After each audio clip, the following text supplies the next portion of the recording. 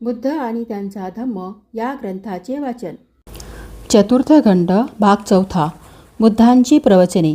गृहस्थांसाठी प्रवचने. सुखी गृहस्थ. एकदा अनाथ पिंडक तथागतांकडे आले आणि तथागतांना अभिवादन करून जवळच्या आसनावर बसले. गृहस्थाचे सुख कशात आहे हे जाणण्याची अनाथ पिंडकांना उत्सुकता लागली होती. म्हणून अनाथ पिंडकाने गृहस्थाच्या सुखाचे रहस्य सांगण्याची तथागतांना विनंती केली. तथागत म्हणाले, गृहस्थाचे पहिले सुख स्वामित्वात आहे. गृहस्थाजवळ धन असते. त्याने ते न्यायाने, भलेपणाने, उद्योगाने, शरीर सामर्थ्याने आणि निढळ्याच्या घामाने कमावलेले असते. मी हे धन न्यायाने मिळविलेले आहे या विचाराने गृहस्थाला सुख वाटते. दुसरे सुख उपभोगाचे. गृहस्थाजवळ धन असते. ते त्याने न्यायाने, भलेपणाने, उद्योगाने, शरीर सामर्थ्याने आणि निढळ्याच्या घामाने कमावलेले असते. त्या धनाचा तो आनंद घेतो आणि पुण्यकृत्य करतो. न्यायाने मिळवलेल्या माझ्या धनाच्या जोरावर मी पुण्यकृत्य करीत आहे या विचाराने त्याला सुख लाभते.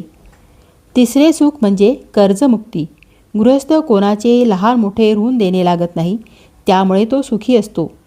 मी कोणाचेच काही ऋण देणे लागत नाही ह्या व अशा विचाराने तो सुखी होतो. चौथे सुख निर्दोषतेचे. काया वाचा मनाने निर्दोष कृत्ये करीत राहिल्याने गृहस्थ सुखी होतो. अनाथ पिंडक, जर गृहस्थ प्रयत्न करील तर खरोखर त्याला ह्या चारही प्रकारचे सुख लाभेल. पुत्रापेक्षा कन्या बरी. एकदा तथागत श्रावस्ती येथे विहार करीत असता कौशल राजा पसेंदी त्यांना भेटण्यासाठी आला.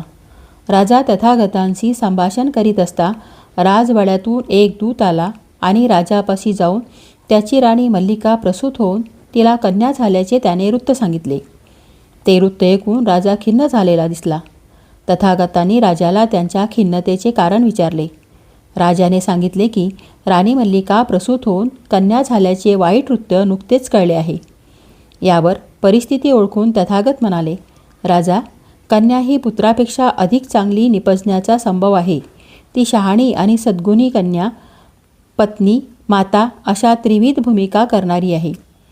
तिला जो पुत्र होईल तो पराक्रमी कृत्ये करील, मोठे राज्य करील. खरोखर अशा थोर पत्नीचा मुलगा आपल्या देशाचा मार्गदाता होईल. पती आणि पत्नी यांच्या नातेसंबंधाबद्दल बुद्धांचं प्रवचन. एकदा तथागत मधुरा आणि नेरंजा यांच्यामधील राजरस्त्याने चारिका करीत होते. या रस्त्यावर त्यांना पुष्कळ गृहस्थ व त्यांच्या पत्नी भेटल्या. तेव्हा तथागतांनी रस्ता सोडून एका झाडाखाली आसन स्वीकारले. गृहस्थ आणि त्यांच्या पत्नीने त्यांना अशा रीतीने स्थानापन्न झाल्याचे पाहिले. ते सर्व तथागतांजवळ आले. त्यांनी तथागतांना अभिवादन केले आणि जवळच बसून तथागतांना विचारले, पती पत्नीतील सुयोग्य नातेसंबंध कोणता? यावर तथागतांनी त्यांना उत्तर दिले, हे गृहस्थ हो, पती पत्नींना 4 प्रकारे एकत्र राहता येते. नंबर 1, दृष्ट पुरुष दृष्ट स्त्रीबरोबर राहत असेल. नंबर 2, दृष्ट पुरुष पवित्र दिव्य स्त्रीबरोबर राहत असेल. नंबर 3, सत्पुरुष दृष्ट स्त्रीबरोबर राहत असेल. आणि चौथा, कदाचित सत्पुरुष एखाद्या पवित्र दिव्य स्त्रीबरोबर राहत असेल.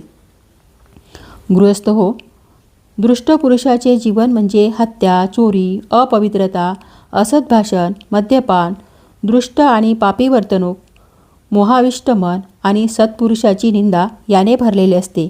आणि त्याच्या दृष्ट स्त्रीचे जीवनही तदतच असते. अशा प्रकारे सद्गृहस्थ हो, दृष्ट पुरुष दृष्ट स्त्रीबरोबर जीवन व्यतीत करीत असतो. गृहस्थ हो, दृष्टपती आणि पवित्र दिव्य पत्नी यांच्या जीवनात पतीवर सांगितल्याप्रमाणे वर्तन करीत असतो.